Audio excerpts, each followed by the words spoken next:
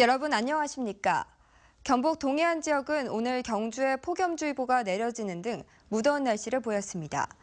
오늘 낮 최고 기온은 경주 32도, 영덕과 포항 29도 등의 분포를 보였고 내일 아침 최저 기온은 18도에서 21도, 낮 최고 기온은 24도에서 30도 분포로 오늘과 비슷하겠습니다. 주말에는 일요일쯤 잠시 소나기가 내리겠습니다.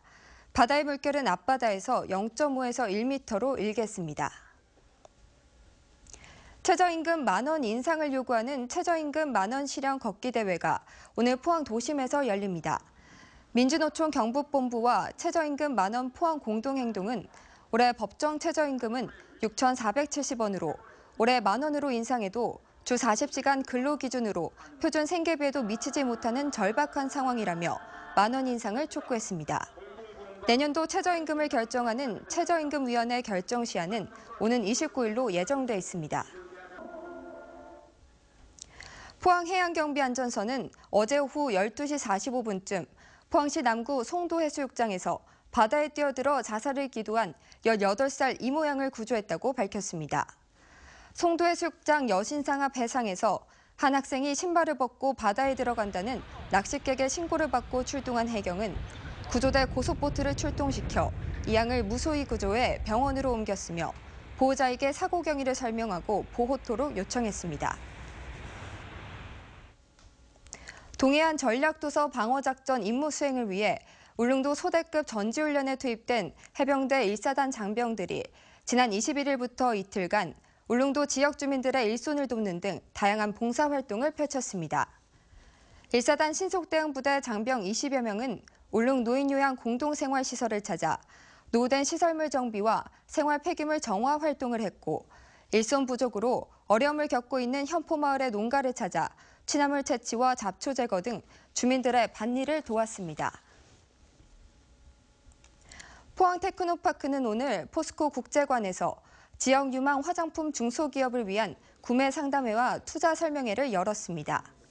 구매 상담회에는 올리브영 등 5개 화장품 유통사가 참가해 14개 화장품 중소기업의 입점 절차와 마케팅 요령 등을 상담합니다.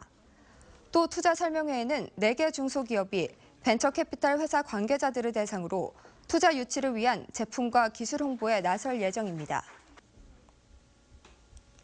설린대학교 안경광학과 교수와 학생들은 포항시 청하면 청계리에 있는 노인 요양시설 장애원을 방문해 무료 시력 검사와 돋보기 지원을 위한 재능기부 봉사활동을 펼쳤습니다.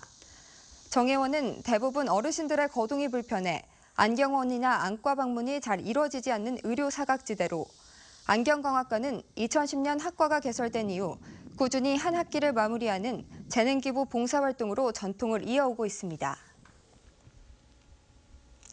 대구의 가금류 거래 상인이 경북 지역 재래시장에서 판매한 토종닭과 오리에 대한 유통 경로가 확인되지 않고 있습니다.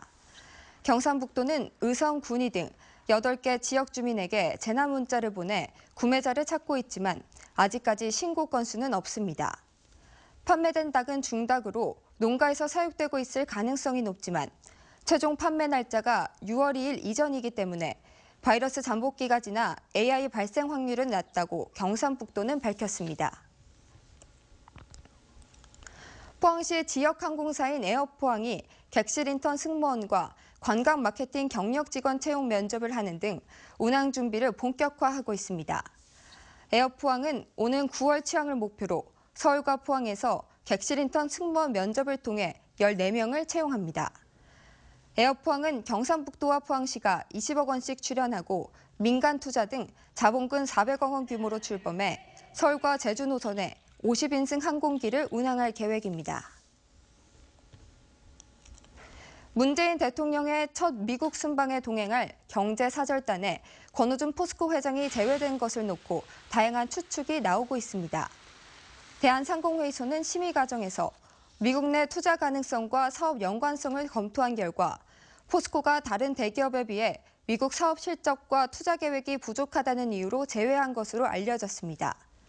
하지만 재계 일각에서는 새 정부가 들어설 때마다 포스코 수장의 교체 가능성이 제기된 점에 비춰 청와대를 의식한 것이 아니냐는 추측도 나오고 있습니다.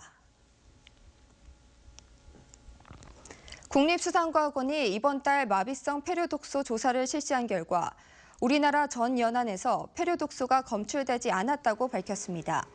마비성 폐류독소는 지난 3월 이후 부산 일부 연안을 시작으로 진주 담치 등 70여 건의 폐류에서 기준을 초과하는 독소가 잇따라 검출됐습니다. 국립수산과학원은 폐류독소 발생 정보를 신속히 제공하고 독소가 검출된 지자체에 대해 폐류 출하를 금지하고 있습니다. 최병준 경북도 의원이 대표 발의한 경상북도 청소년 정보와 역기능 청정지역 조성 조례안이 오는 26일 본회의에 상정됩니다.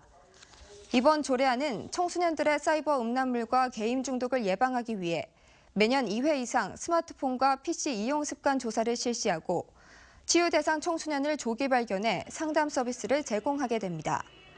이 조례안이 통과되면 포항과 경주, 구미 등 도내 5개 자치단체도 청소년 정보와 역기능 청정지역 조례안을 제정할 예정입니다.